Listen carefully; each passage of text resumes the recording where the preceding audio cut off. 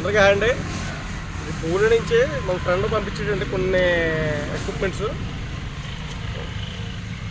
పంపించాడు. స్టాచ్యూ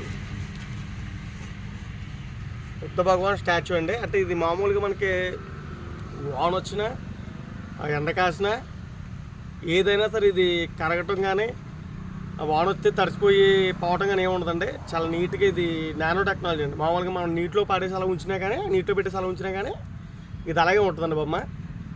దీన్ని మీకు నీళ్లు పోసుకుంటూ చూపిస్తాను.